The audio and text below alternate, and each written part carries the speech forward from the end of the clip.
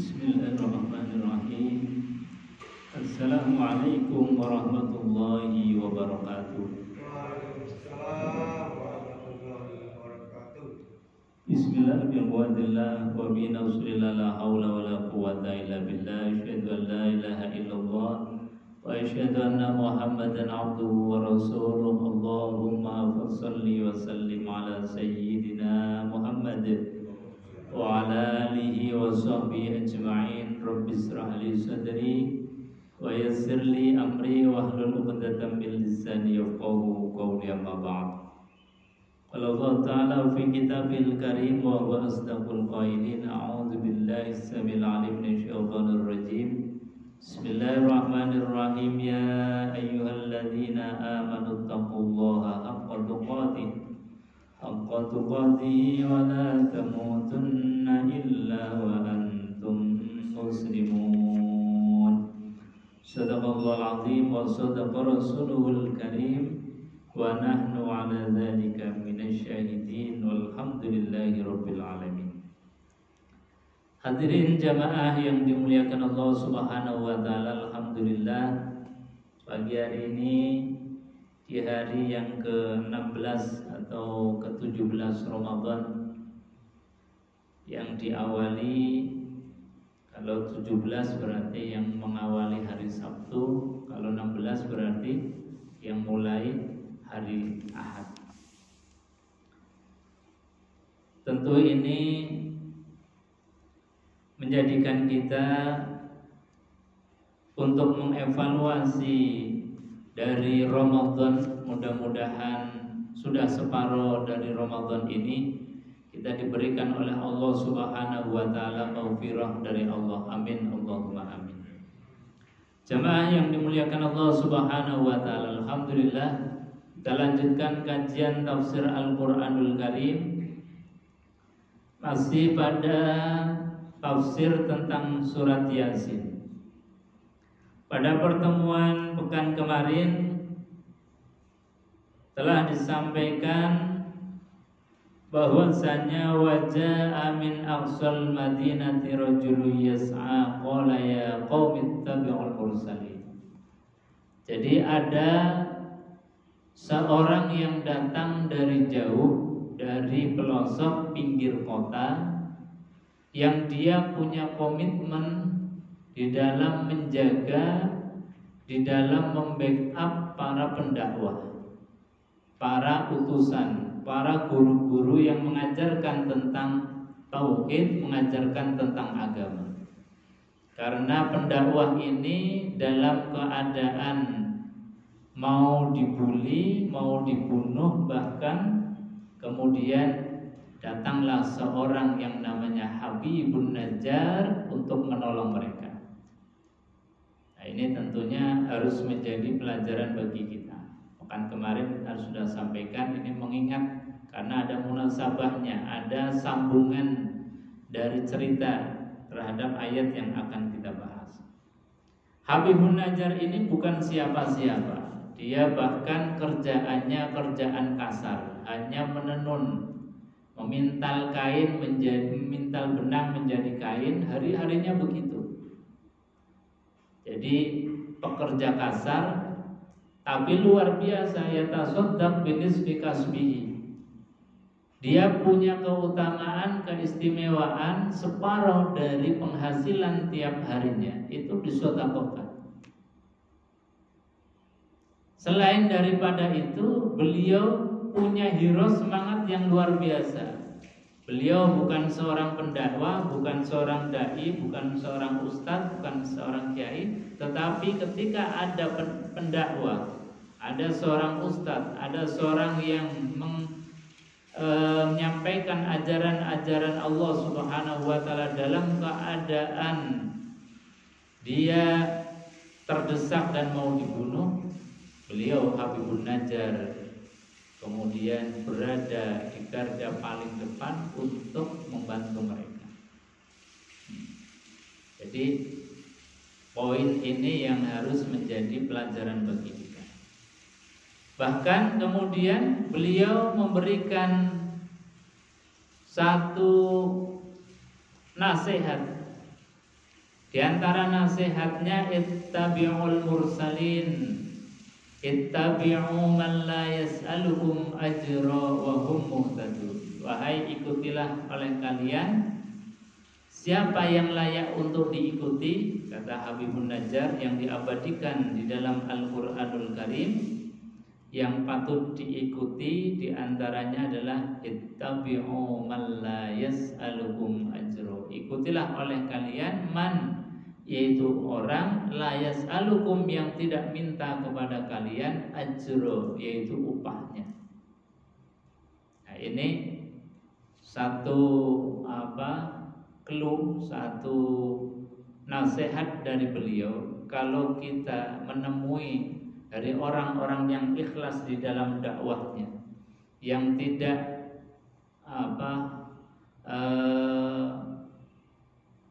uang oriented, jadi motivasinya adalah betul-betul ketika kita diberikan oleh Allah ilmu, ya ilmu itu wajib kita sampaikan.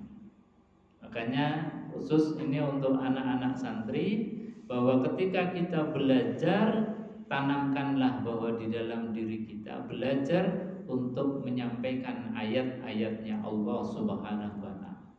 Kalaupun toh nanti ada imbal baliknya, itu bukan dari niatan kita, tapi kewajiban daripada umat.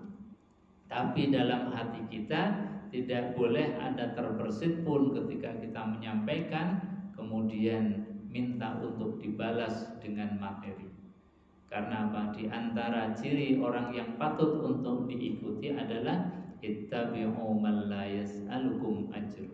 Yang kedua, wa hum muhtadun.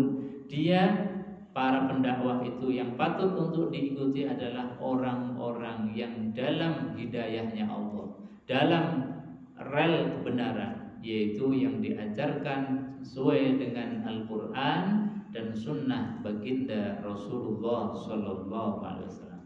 Jadi al-muhtadun adalah orang yang di dalam menyampaikan itu sesuai dengan ajaran-ajaran Quran, sesuai dengan tatanan dan tuntunan dari baginda Rasulullah Sallallahu Alaihi Wasallam. Kemudian apa? Di dalam ayat berikutnya beliau menyampaikan, Habibun Najjar yang diabadikan di dalam Al-Qur'anul Karim, wa ma liya la a'budul ladzi fatarani wa ilaihi turja'un. Wa ma liya la a'budul ladzi, wa ma liya, dan mengapa aku la a'budu tidak menyembah alladzi fatarani, zat yang telah menciptakan aku. Di sini disebutkan bahwasannya ini adalah nasihat dengan penuh kelembutan. Taltaufu fil irsadi lahum. Jadi satu nasihat yang penuh dengan kelembutan. Jadi seolah-olah dia menasehati dirinya sendiri. Bagaimana mungkin aku yang telah diciptakan oleh zat yang maha pencipta, kemudian aku gak menyembahnya. Ini kan satu kebodohan yang luar biasa. Jelas-jelas Allah yang menciptakan kita. Tidak mungkin berhala yang dulunya disembah oleh Habibun Najjar, yang ketika berhala itu dia bikin sendiri, ketika kotor dibersihkan sendiri, ketika tangannya kotor misalnya dia sambung sendiri, ketika berhalanya ini mungkin ada najis, dia bersihkan sendiri, yang tidak punya manfaat apa-apa dan tidak memberikan apa-apa, kok disembah? Ya tentu ini adalah satu kebodohan yang luar biasa. Makanya kemudian setelah beliau tahu tentang sang pencipta yaitu Allah Subhanahu wa Ta'ala, beliau mengatakan wa ma liyala a'budul ladzi fatarani. Jadi bagaimana mungkin aku tidak menyembah zat yang telah menciptakan aku? Wa ilaihi turja'un, dan bagaimana mungkin aku tidak akan menyembah kepada zat yang kepadanya kita akan kembali, yaitu Allah Subhanahu wa Ta'ala. Maka ketika Allah sudah tampak sekali sebagai zat yang menciptakan alam semesta, sebagai zat yang telah menciptakan kita, maka rasanya kita tidak mungkin untuk berpaling dari Allah Subhanahu wa taala. Jadi ini sebuah nasihat yang sangat lembut, ka'annahu yang sohu nafsah. Jadi seakan-akan dia menasehati dirinya. Iya ya, wong saya ini yang diciptakan Allah. Ketika kita membutuhkan oksigen juga yang menciptakan Allah. Ketika kita berjalan di muka bumi, maka bumi ini juga milik Allah yang menciptakan Allah Subhanahu wa taala. Nah, ini yang dimaksud sebagai bahwa Allah itu zat yang maha al-zahir, maha tampak. Jadi Allah itu mensifati dirinya adalah al-zahir. Dalam Asmaul Husna itu kan disebutkan al-zahir wal batin. Allah itu maha tampak, maha cetha, maha jelas. Yang tampaknya Allah itu tidak ada keraguan sama sekali. Nah, bagaimana kita melihat Allah yang maha tampak itu, maha jelas itu? Ya dengan melihat ciptaan-ciptaannya Allah Subhanahu wa taala. Ketika kita melihat bumi terhampar begitu luas, maka dalam benak kita nggak mungkin ini bumi muncul dengan sendirinya. Ketika kita melihat gunung yang begitu indah, kita melihat pantai yang begitu indah, maka kita dalam benak pikiran kita tidak mungkin keindahan ini muncul begitu saja. Tidak mungkin alam semesta ini ada begitu saja. Pasti ini semua ada yang menciptakan. Jadi ketika kita melihat apapun di dunia ini, yang tampak adalah Allah Subhanahu wa taala. Nah, ini yang dimaksud sebagai Allah zat yang az-zahir, maha tampak. Karena sangat jelas. Dan andai kata kita melihat apapun di dunia ini, kok tidak ada pikiran sedikit pun tentang Allah Subhanahu wa taala, berarti khatamallahu ala qulubihim wa ala sam'ihim wa ala absarihim. Jadi telinga kita, mata kita, hati kita itu telah terkunci. Sehingga apa? Yang tampak itu yang remeh-remeh. Jadi tampak gunung yang kelihatan gunung, tampak laut yang kelihatan laut, tidak kemudian muncul terbersit, ya Allah gunung sebegitu indahnya, siapa yang buat kecuali Engkau ya Allah. Makanya kemudian muncul kalimat subhana ma khalaqta hadza batila. Ya Allah, tidak ada yang Kau ciptakan ini sia-sia. Bahkan ketika melihat sesuatu yang remeh, sesuatu yang kecil, ya Allah, ya semut begini begitu kecilnya, tapi organ-organnya sempurna. Bakteri yang begitu kecilnya, yang tidak tampak kasat mata, juga dengan organ-organ yang sempurna. Bahkan virus-virus yang kemarin melanda dan menjadi pandemi di dunia ini, itu juga satu makhluknya Allah Subhanahu wa taala yang dengan organ-organ yang lengkap. Ini menjadi pelajaran bahwasanya Allah begitu tampak kuasanya. Makanya disampaikan wa ma liyala a'budul ladzi fatarani wa ilaihi turja'un. Bagaimana mungkin aku tidak menyembah zat yang menciptakan aku, wa ilaihi, dan gak mungkin aku tidak menyembah zat yang kita akan kembali kepadanya. Karena memang kita ini hakikatnya dari Allah Subhanahu wa taala. Ruh kita dulu dari Allah Subhanahu wa taala, kemudian ditiupkan ke dalam rahim ibu kita. Lalu kita bisa macam-macam di dunia ini. Kadang-kadang baik, kadang-kadang buruk. Kadang-kadang hati ini, ruh ini tercampuri dengan perilaku-perilaku hawa nafsu kita. Maka ketika kita akan kembali kepada Allah Subhanahu wa taala, harus membersihkan ruh ini yang sudah tercampur dengan hawa nafsu, yang sudah tercampur dengan dosa. Nah, kewajiban inilah yang harus kemudian kita punya rasa, punya kepedulian bahwa ya Allah, saya dititipi ruh dalam keadaan bersih. Maka ketika ruh ini akan kembali kepada engkau, harus dalam keadaan bersih juga. Jamaah yang dimuliakan Allah Subhanahu wa taala. Wa yaghtaru lahum ma yaghtaru li nafsi. Jadi Allah memilihkan kalimat kepada mereka itu dengan kalimat-kalimat kelembutan seperti yang mereka inginkan. Orang itu kan kalau dinasehati dengan keras pasti menolak. Maka dengan cara menasehati seperti menasehati dirinya sendiri. Jadi seolah-olah dia sedang menasihati dirinya dalam hati, iya ya, saya ini diciptakan Allah. Mana mungkin saya tidak menyembah Allah Subhanahu wa taala. Nah, ini yang dicontohkan oleh Habibun Najjar. Jadi beliau itu dulu selama 70 tahun itu menyembahnya berhala.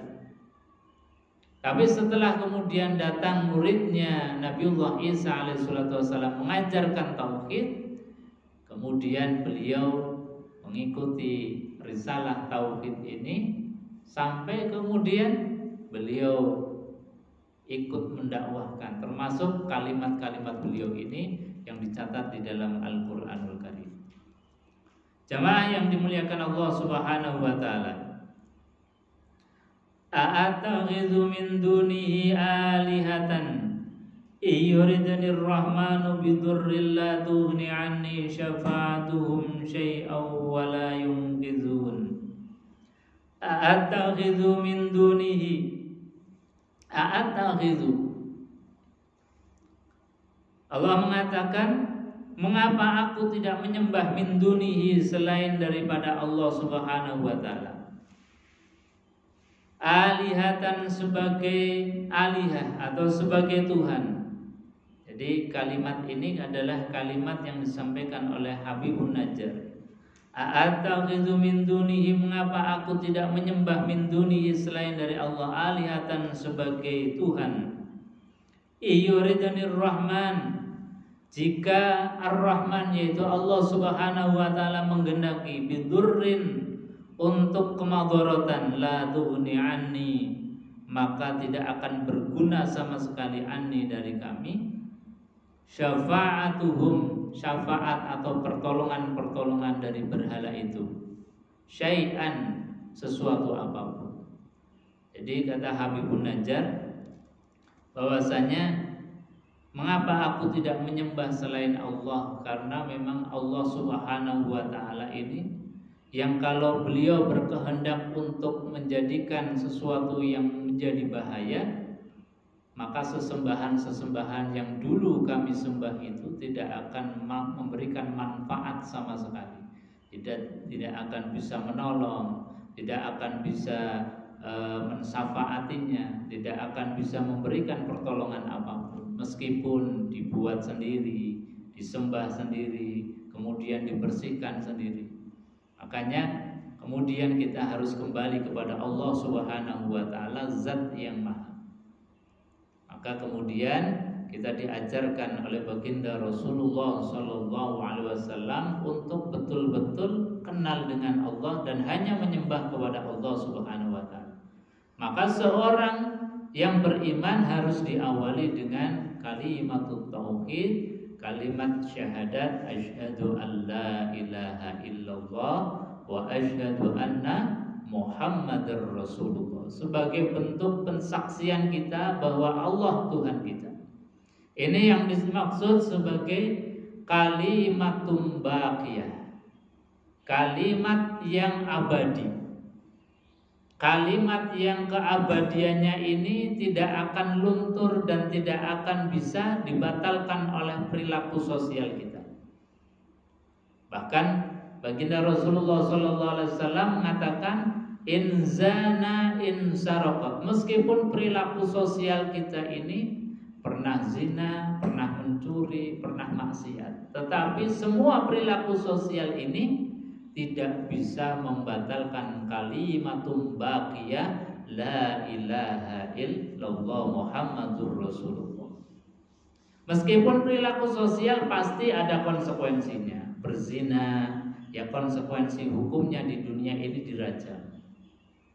Mencuri juga konsekuensi hukumnya di dunia ini kalau sudah sampai kepada tingkat yang besar, bisa dipotong tangannya, bisa dipotong kakinya, dan lain sebagainya. Jadi potong tangan ini menjadi konsekuensi hukum dari ketika seorang itu mencuri. Tetapi semua perilaku sosial itu sekali lagi tidak membatalkan kalimatut tauhid, kalimatun baqiyah, la ilaha illallah Muhammadur Rasulullah. Itu yang disebut sebagai kalimatun baqiyah, kalimat yang abadi, kalimat yang kebenarannya itu absolut.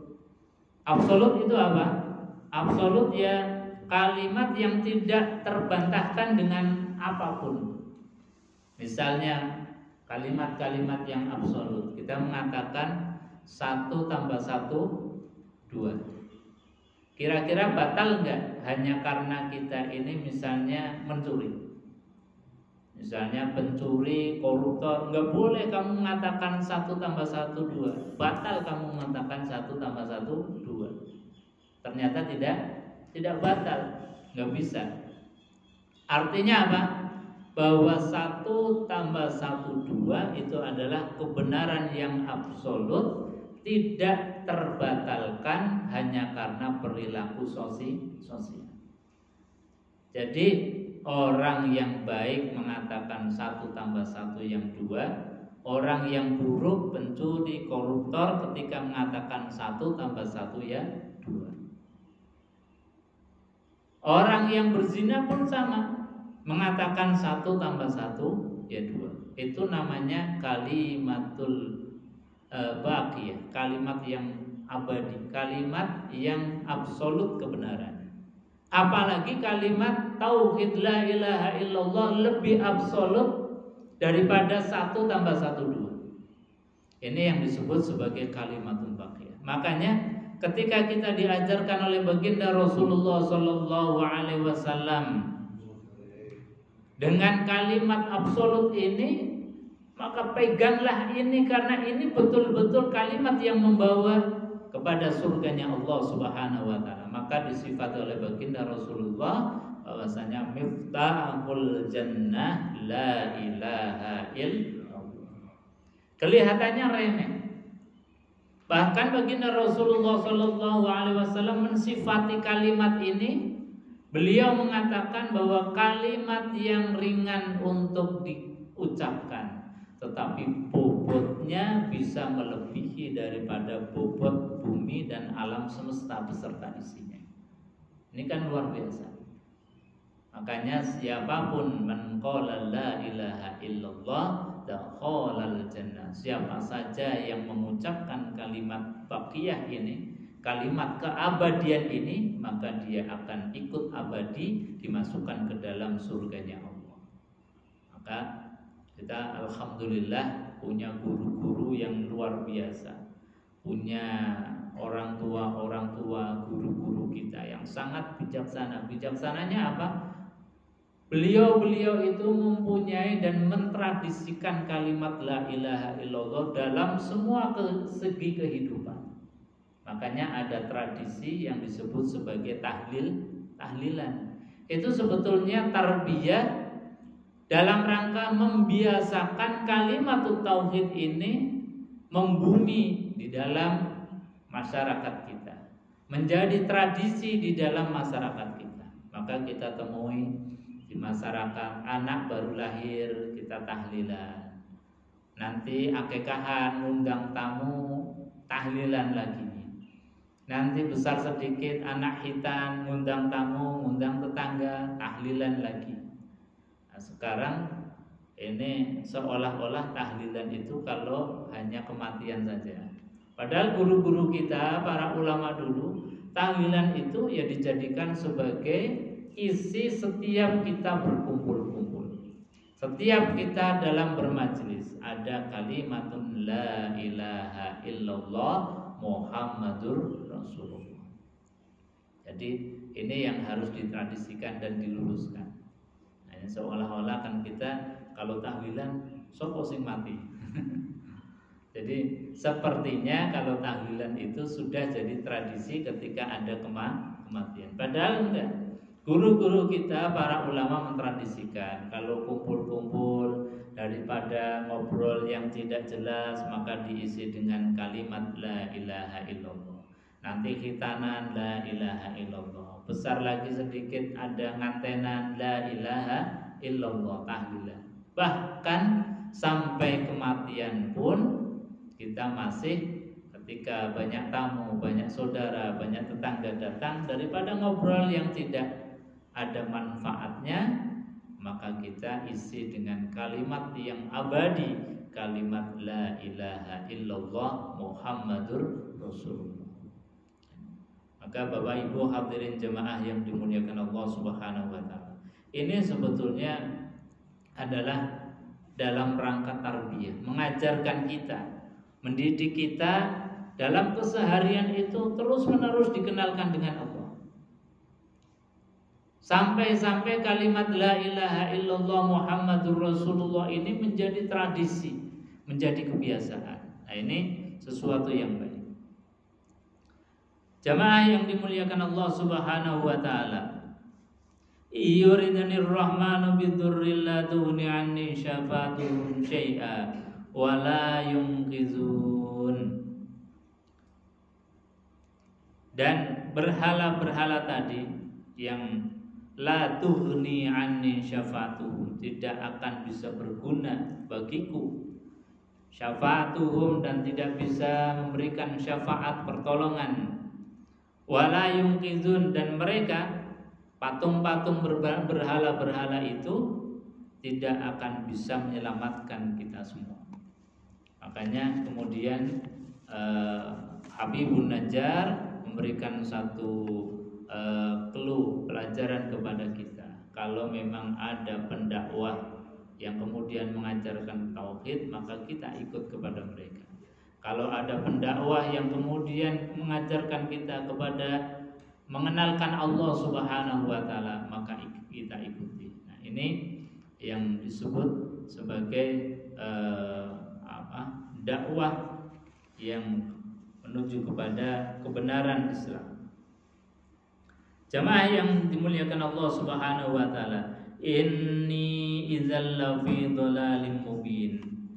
Maka kalau aku, kata Habibun Najjar, masih dalam kesesatan, masih dalam menyembah berhala, idzal lafi dhalalim mubin, maka pasti dalam kesesatan mubinun yang nyata.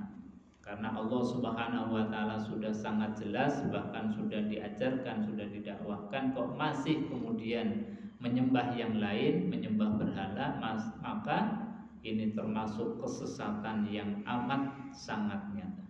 Maka alhamdulillah kita yang ada di Indonesia yang dulunya menyembah animisme, dinamisme, ada batu besar yang dianggap keramat kemudian disembah, ada pohon besar yang kemudian dianggap keramat disembah. Alhamdulillah sekarang sudah hampir punah. Sekarang sudah diajarkan kepada kalimatut tauhid.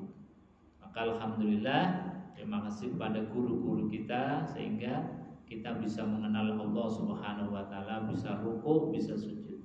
Dan kalimat tauhid ini diabadikan dalam satu ritual ibadah yang luar biasa yang namanya sholat.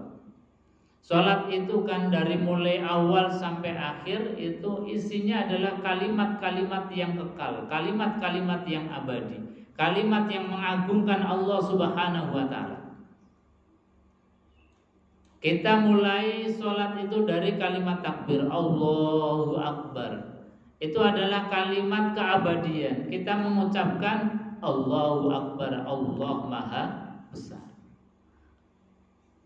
Dan kalimat itu ada menunjukkan eksistensinya, bahwa betul-betul Allah itu Maha Besar. Tanpa diucapkan pun Allah tetap Maha Besar. Beda dengan kalimat-kalimat yang setiap hari kita ucapkan, setiap hari kita lafadzkan. Itu kalimat-kalimat yang seringkali hanya ada kalimatnya ketika diucapkan, padahal substansinya nggak ada. Misalnya kita ini dipuji oleh orang. Kira-kira dipuji oleh orang itu ada substansinya, ada hakikatnya? Kayaknya nggak ada. Sebab apa? Kita dipuji orang karena orang tidak tahu tentang aibnya kita. Coba kalau orang itu tahu tentang aibnya kita, mau nggak untuk muji? Pasti nggak akan mau. Kita memuji orang itu bisa memuji karena kita nggak tahu kelemahan dan aibnya seseorang. Andai kata kita tahu tentang aibnya seseorang, kita pun tidak akan mau memuji. Ini namanya kalau dalam Quran disifati kalimatan takhruju min afwahihim. Jadi kalimat itu ada karena sudah kadung diucapkan, tapi tidak menunjukkan makna aslinya. Misalnya ada kalimat pagi ini hujan. Kira-kira kalimatnya benar enggak? Kalimatnya benar, tapi tidak menunjukkan hakikat. Kalimatnya ada karena sudah kadung diucapkan. Sama juga dengan misalnya ada orang mengatakan Isa bin Maryam, Isa itu adalah anak Tuhan misalnya. Isa ibnullah. Ada orang mengatakan Isa itu adalah anaknya Allah.